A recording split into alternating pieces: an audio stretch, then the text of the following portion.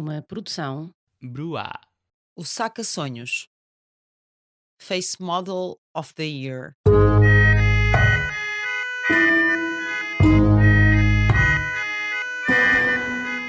Hotel Sheraton, no Porto.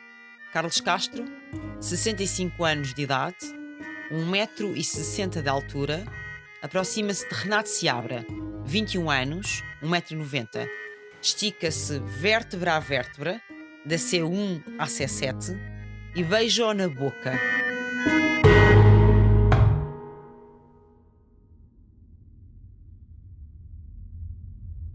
Conhecem-se há minutos e contactaram pela primeira vez há 4 dias no Facebook. Castro enviou um pedido de amizade a Seabra, oferecendo-se para ajudá-lo na sua carreira de modelo. Renato Seabra ainda não trabalhava como manequim quando aceitou encontrar-se com Carlos Castro. Embora já tivesse assinado contrato com a agência Face Models, depois de entrar no reality show À Procura do Sonho, na SIC, no qual ficou classificado em 3º lugar. Depois desse primeiro encontro com o cronista social, quando regressou à sua pequena cidade natal onde morava com a família, enviei-lhe uma mensagem. Pensei em tudo o que disseste e quero estar contigo. Dias depois, têm sexo pela primeira vez em Lisboa. Os encontros na capital multiplicam-se e os dois vão juntos a Madrid e até Londres. Renato regressa à casa com prendas e mostra fotografias amadoras, supostamente de trabalhos publicitários, de trabalhos como modelo, para justificar algumas transferências bancárias. A mais alta de 1.100 euros. Carlos Castro promete-lhe levá-lo a Nova Iorque e, a 1 de dezembro, na Gala dos Travestis, afirma ao microfone: encontrei finalmente a minha alma gêmea. Pois, gêmea só podia ser a alma, posto que o corpo era o oposto. E essa não era a única assimetria. A atriz Sofia Alves contou que a relação de Carlos Castro com Renato Seabra era recente. Teria cerca de 3 meses e que o jornalista estava completamente apaixonado. De acordo com o que contou, o jovem ficava na casa de Carlos Castro quando estava em Lisboa. Era ele que lhe pagava tudo. Dava-lhe grandes presentes, levava-o nas viagens, afirmou. Lili Canessas afirmou que Carlos Castro estava numa fase muito feliz da sua vida. Ainda assim, quer Flávio Furtado, quer Sofia Alves, afirmaram que o amigo lhe dizia frequentemente que sabia que ia ser assassinado. Sempre disse isto, que um dia ia aparecer morto. Era o maior medo da sua vida, contou. Lili Canessas lembrou, contudo, que o cronista tinha receio de envelhecer e que lhe chegou a dizer que iria suicidar-se. Flávio Furtado lembrou um episódio em que Carlos Castro ligou para um grupo de amigos quando já estava no 22º andar de um edifício a dizer que se iria suicidar. Contou ainda que no último aniversário, Carlos Castro disse aos amigos que seria o último que iria celebrar. Certo é que passara a vida a enterrar farpas em muitas figuras públicas, vedetas, famosos e celebridades. Daí talvez temer alguma represália. E certo é que era proprietário de uma personalidade que muitos descreviam como extremamente difícil. Carlos Castro nasceu na província ultramarina de Angola e mais tarde mudou-se para Portugal. Homossexual assumido, quando chegou a Lisboa nos anos 70, começou por ser transformista e participou em programas de televisão, entre eles a Visita da Cornélia, que o tornou conhecido e popular no meio artístico português. Depois lançou-se na comunicação social e nunca mais de lá saiu. Controverso, picante, fazia amigos e inimigos com a mesma facilidade. Numa entrevista, Cláudio Montes, amigo de Carlos Castro, assumiu que os ciúmes do cronista social podiam ser muito violentos. Estou convencido que o Carlos lhe encheu o saco. A meio da discussão pode-lhe ter dito coisas como: quando chegar a Portugal toda a gente vai saber quem tu és. Para Cláudio Montes, Renato era capaz de não conviver bem com essa hipótese. Imaginar-se depois de um desfile, com o Carlos a contar na plateia que tinha ido para a cama com ele, deve ter feito faísca, disse. Para muitos, o antigo transformista era um homem sabido e vivido, de trato complexo, que se aproveitou do jovem, seduzindo com luxos e manipulando com promessas de sucesso. Castro exibia-o como um troféu.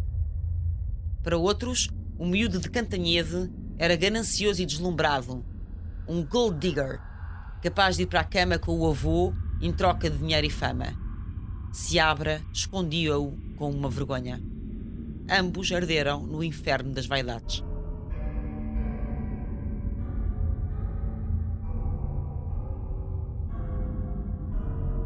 Passearam-se pela Madison Square Garden, foram até ao jogo dos New York Knicks, visitaram a Radio City Music Hall, subiram até ao Rockefeller Center, desfilaram pela Quinta Avenida. Há registros fotográficos de Renato nesses sítios turísticos, com banal ar de jovem visitante em chapas iguais a centenas de outras. Carlos oferece a Renato um fato e uns sapatos Versace, dizendo-lhe: é para usares num dia especial. O cronista nunca imaginaria quão especial seria essa ocasião. Ainda que suspeitasse poder vir a ser assassinado um dia, ainda que tivesse pedido que as suas cinzas fossem espalhadas em Nova Iorque e ainda que tivesse afirmado que aquele era o seu último aniversário.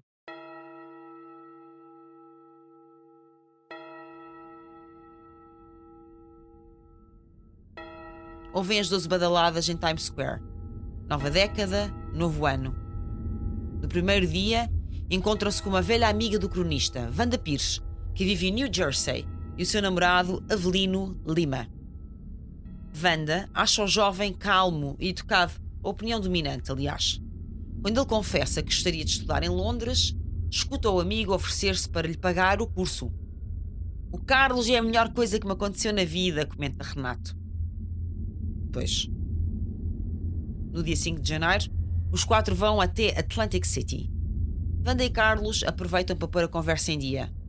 Mas Renato fica convencido de que os dois falam em código e de que se referem a ele quando brincam sobre pagar para ter sexo.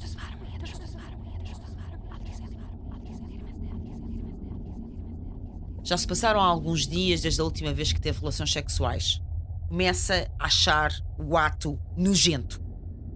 Em Atlantic City, o jovem pede ao amante notas de $100 atrás de notas de $100. Joga e perde tudo. No regresso, ao jantar hambúrgueres, ele dá-lhe comida na boca. Era como uma lua de mel, recorda Wanda. Os quatro marcaram jantar para o dia seguinte, no Paulino's, a pizzaria preferida do cronista, forrada a madeiras e tijolo. Contudo, na manhã do outro dia, Renato está no ginásio logo pelas 5 da madrugada, muito mais cedo do que o habitual. Numa conversa telefónica com a mãe, Odília conta ter dormido mal. Deve ser da comida, comenta. Joana Seabra garantiu que o irmão estava cansado de estar na cidade que nunca dorme e que nos últimos telefonemas a mãe o notava diferente. Nos últimos dias dizia que não estava a dormir muito bem, que a comida estava diferente, estava um bocado cansado de lá estar, queria vir para casa e estava farto da luxúria toda à volta dele. Chegou a dizer à minha mãe: eles querem comprar-me com esta luxúria toda. Estou farto, sinto-me numa prisão, quero ir para casa, estou farto. Por causa disso, a família chegou a informar-se acerca de voos para que Renato Seabra pudesse regressar a Portugal. No final do dia, Wanda chegou ao lobby do hotel e encontrou o amigo sozinho.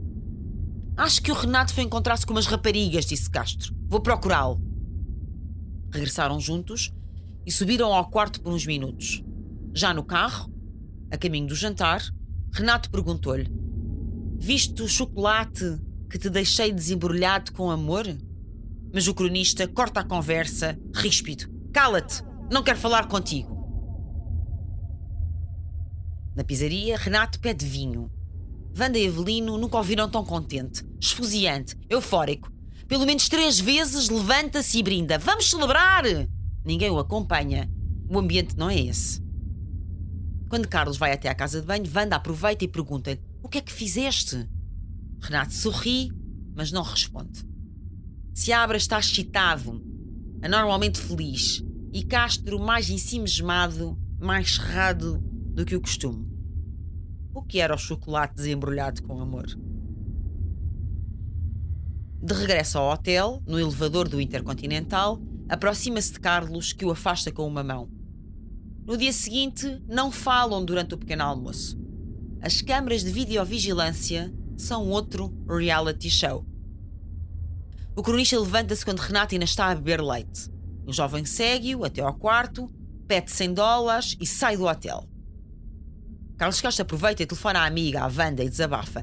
Discutimos a noite toda. Ele disse-me coisas horríveis, parecia outra pessoa, parecia que tinha dupla personalidade. Terá sido durante esta discussão, aliás escutada por outros hóspedes do hotel, que o jovem afirmou que já não era gay. Carlos conta que antecipou as viagens para regressar a Portugal dentro de 2 dias. Por que é que não o metes num avião sozinho? Pergunta-lhe a amiga. Ele tranquiliza-a. Quando chegarmos a Lisboa, cada um vai seguir o seu caminho. Só que não era verdade. Nenhum deles regressaria a Portugal.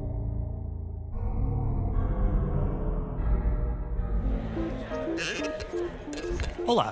Se alguma vez quiseste aprender mais sobre vinhos, mas nunca soubeste exatamente por onde começar, o Sumo de Uva é o podcast ideal para ti. Junta-te a mim, Afonso Ferreira, numa escola de vinhos que vai pelas principais regiões de vinhos do país e aprende também a apreciar, a gostar e a conhecer mais dessa coisa maravilhosa que é o vinho. Vemo-nos lá!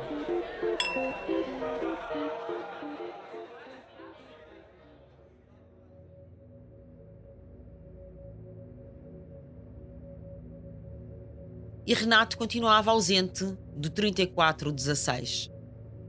Às 12h41, a empregada de limpeza abre a porta do quarto e encontra o cronista de pijama, junto à janela.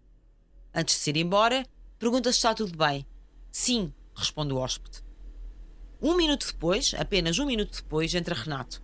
Carlos liga então para Odília e passa o telemóvel ao filho, que diz: Mãe, eu não posso falar, tenho de desligar.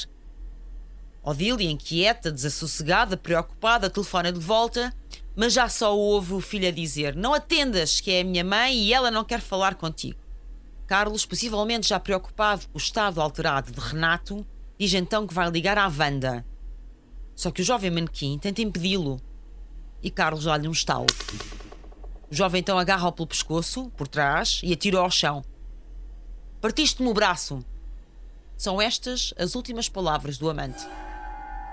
Segundos depois, perde a consciência. Renato agarra num ecrã de computador e atinge Carlos Castro na cabeça e no peito. Esmaga-lhe a cabeça. Pega numa cadeira de metal e faz o mesmo. Levanta uma garrafa de vinho tinto e acerta-lhe também na cabeça. Salta várias vezes em cima da sua cara. Depois, segundo descreverá, imagina Carlos a levantar-se e a pedir-lhe para lhe ir ao cu. E receia não conseguir impedir que o vírus da homossexualidade se espalhe. Escuta o arfar gutural daquele homem sexagenário no chão, desfigurado, coberto de sangue, e acredita que é o diabo. Como é que ainda está vivo, pensa. Achei mesmo que ele ia levantar-se e matar-me. Então, troca de sapatilhas e salta mais uma vez, outra vez e uma vez mais em cima da cara de Castro e despe-o. Agarra num saca-rolhas e corta-lhe os lábios e corta-lhe uma orelha. Rasga-lhe o escroto repetidas vezes. Carlos Castro ainda está vivo quando ele o arrasta pelo chão, espalhando sangue até à janela. Arranca-lhe os testículos com as mãos. Seabra conta que as vozes que o guiam nesta sanguinária missão ordenam-lhe que corte os pulsos para se salvar. Depois dizem-lhe para colocar os testículos nessas veias abertas para absorver o seu poder como se fossem um talismã. Totem e tabu. Como se ao comer o animal adquirisse as suas propriedades. Como se o animal entrasse dentro de si, se pudesse transformar nele próprio. Fim da matança, Renato fecha as cortinas, arranca o fio do telefone e retira a bateria do telemóvel do amante. Cobre o cadáver retalhado com edredão. O que não se vê, não se sente. Toma duche, põe gel no cabelo, demora-se, veste o fato Versace novinho em folha. Eis a ocasião especial.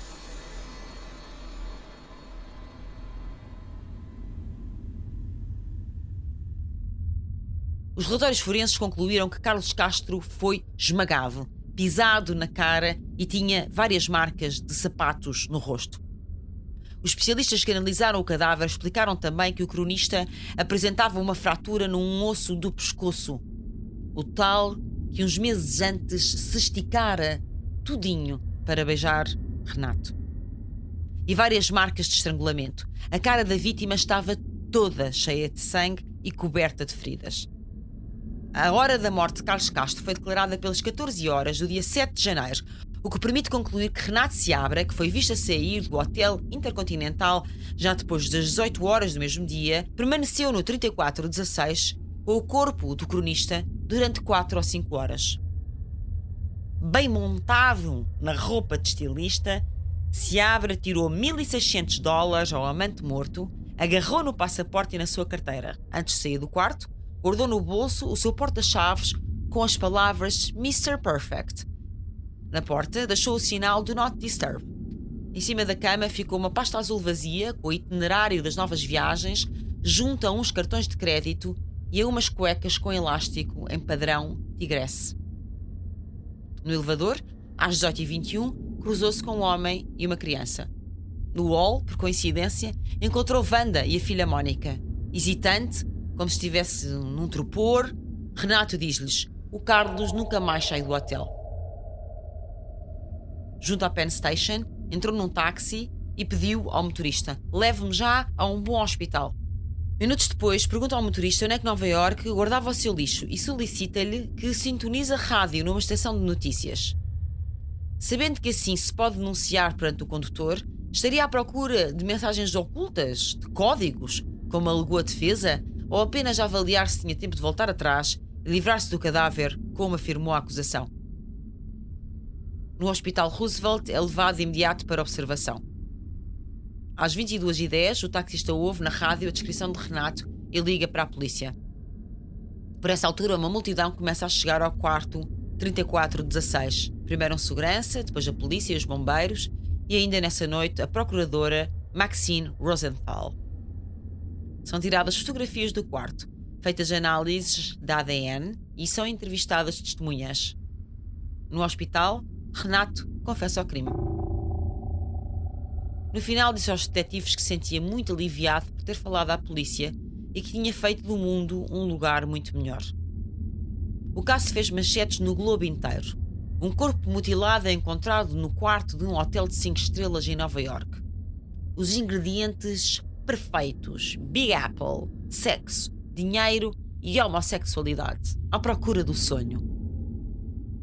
Carlos Castro, cronista português, e o modelo Renato Seabra discutiram sobre dinheiro, é o título de uma notícia do Daily News. A peça da agência de notícias Associated Press tem como título Estrela de TV portuguesa morta castrada em hotel. A CNN aborda também o caso na sua página. Suspeito de assassinato de português em Nova Iorque em prisão preventiva, refere a cadeia de notícias. Eis, finalmente, a tão desejada fama mundial. Nas semanas seguintes, os médicos dos hospitais Roosevelt e de Bellevue e da prisão de Rikers Island medicam Renato à força. Apesar disso, veem-no a fazer flexões, despido e algemado a uma cama, a pedir às enfermeiras que se deitem com ele ou que o tratem por abacaba. Renato Seabra assina Jesus na lista da biblioteca e assoma vestido de cuecas e com um lençol ao pescoço como se fosse um super-herói. Mais tarde, quando foi ouvido por psicólogos, Renato contará que foi vítima de abusos sexuais em criança. Mostra-se enfático na sua preferência por mulheres, mas descreve relações eróticas com 2 primos. Os especialistas da defesa diagnosticam-lhe desordem bipolar agravada por um episódio maníaco. Já o psicólogo da acusação, fazendo o seu papel, encontra apenas uma desordem de personalidade não especificada. Renato Seabra sofreu uma crise psicótica grave, antecedida por todos os sinais habituais deste tipo de descompensação. Quando o manequim começa a dormir mal, a passar noites em branco, a desconfiar da comida que lhe dão, a suspeitar que falam em código, a apresentar um humor eufórico, a ficar conflituoso, a achar que tudo se refere à sua pessoa, está a mostrar sintomas muito iniciais dessa crise que frequentemente as famílias e amigos desvalorizam. Sem dúvida que o jovem estava já naquilo que o psiquiatra Conrad descrevia como a fase trema, a antecâmara da desorganização psíquica, e que eclodiu naquele momento em que Carlos Castro lhe dá um tabefe. Aí sim, foi de estalo.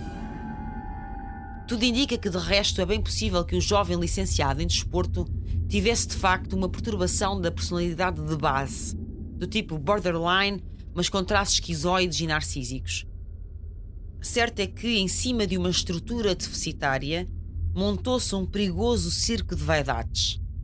Talvez Renato tivesse algumas dúvidas sobre a sua identidade sexual e estivesse ainda em experimentação e descoberta, como de resto é típico e normal em jovens adultos. Mas o que até é mais vincado e mais bizarro na sua personalidade é a contradição entre a sua introversão e calma, ou a aparente contradição entre a sua introversão e calma, e a sua sistemática procura de notoriedade. Renato Seabra já tinha participado num concurso chamado Salve-se Quem Puder. Aparece numa reportagem sobre as férias dos estudantes em Lloret del Mar, aos pulos para a câmara, procurando protagonismo. Depois concorreu numa procura do sonho e, por fim, ofuscado com as luzes da ribalta, envolveu-se com Castro na expectativa da fama. Só que esse negócio, essa troca, esse pacto era especialmente agressivo para o seu ego, para a sua autoimagem. Homossexual ou não, garantida que a relação entre Castro e Seabra era por natureza assimétrica, tão desigual que facilmente roçaria ao perverso, tão estrábica que estava lançado o pasto ideal para a calamidade. Renato terá passado as primeiras semanas de intimidade com Carlos, sendo capaz de clivar a sua vida.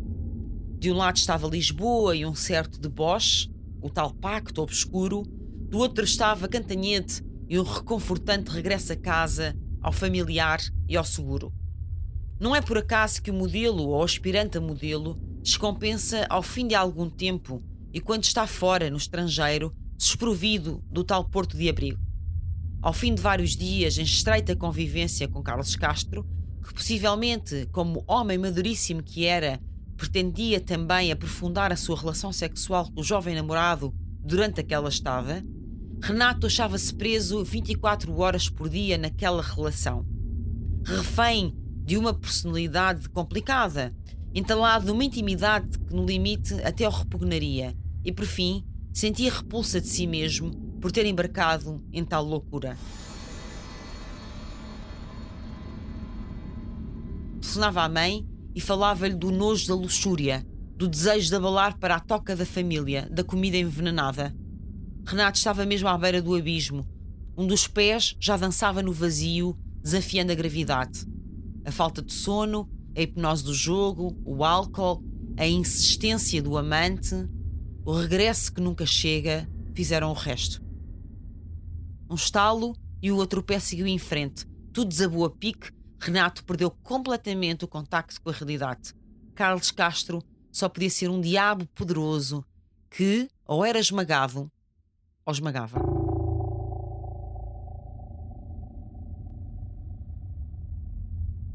A família quis espalhar as cinzas do cronista em Nova Iorque, como seria seu desejo manifesto em vida. À chegada à maçã, as irmãs falavam em Times Square ou no Rio Hudson como locais prováveis para a cerimónia fúnebre, mas mais tarde, durante uma conferência de imprensa, acabaram por afastar essa hipótese por razões legais.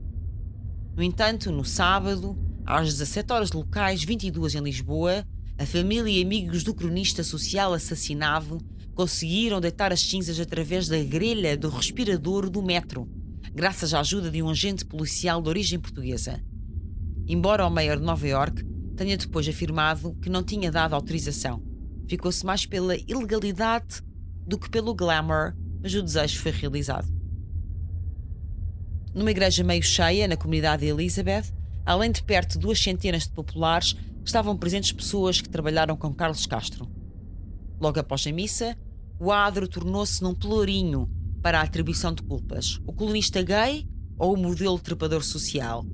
Quem é responsável? Façam as vossas apostas. A partida da igreja ficou marcada por um pequeno incidente, quando no momento em que as duas irmãs se preparavam para entrar na limusina, 2 populares gritaram pedófilo do outro lado da rua. Um outro popular, Elisa Oliveira, disse à agência Lusa: este homem não merece uma homenagem destas aqui na nossa comunidade, nos Estados Unidos. Há muita gente que aqui trabalhou nesta terra, fez muito mais e nunca foi homenageado.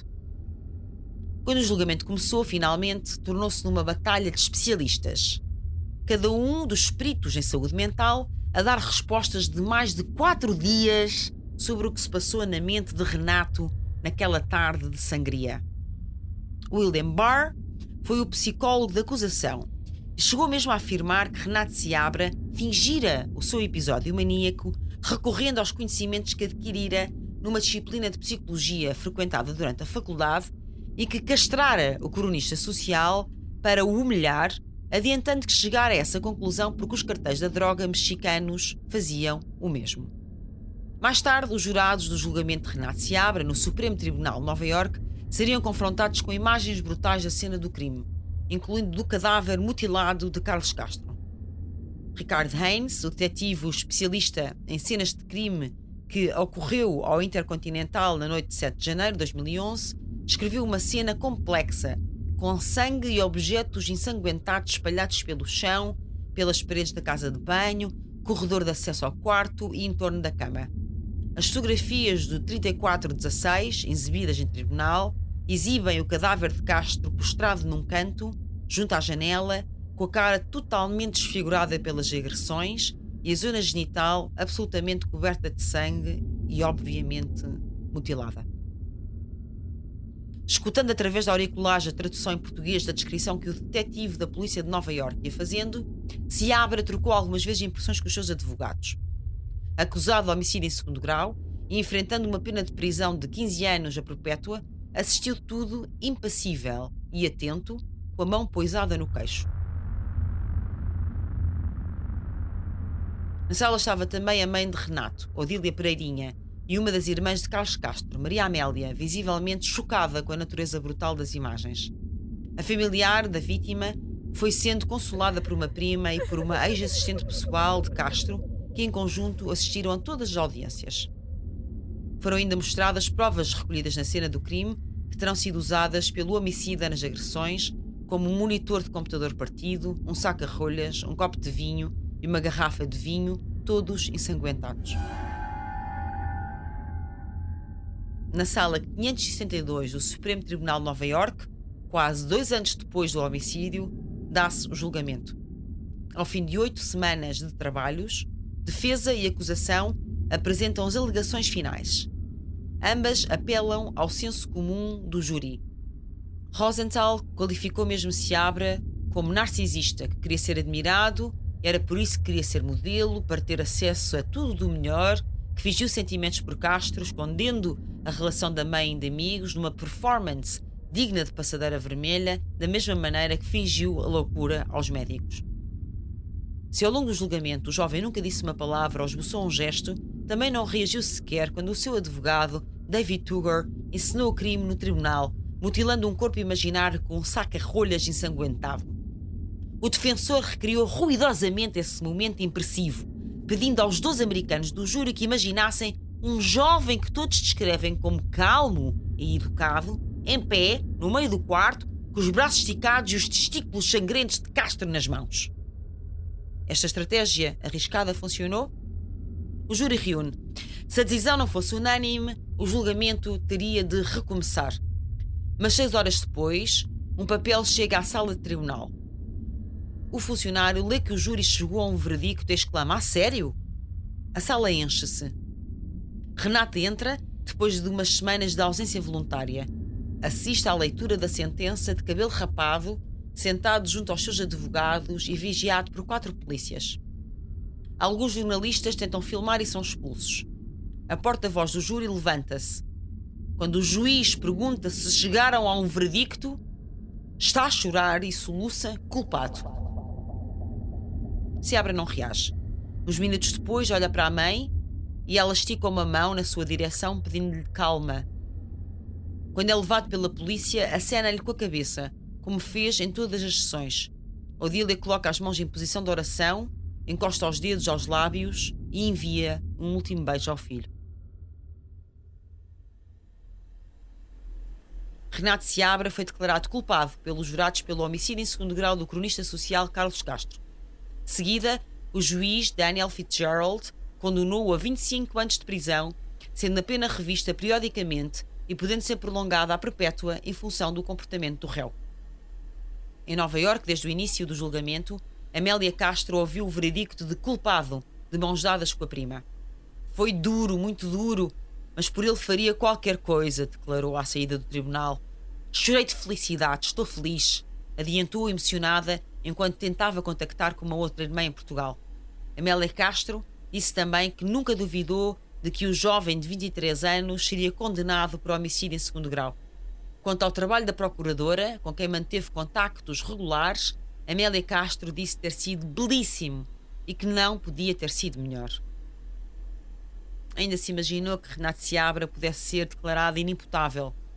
Ainda se supôs que fosse libertado sob fiança num valor que andaria próximo de €1 milhão. Ainda se sonhou com o cumprimento da pena em Portugal. Correram petições e até uma carta à Oprah. A família do manequim até considerou a criação de uma associação e de um fundo para custear a dispendiosa defesa de Renato Seabra nos Estados Unidos. A mãe pôs a sua casa à venda em Cantanhete.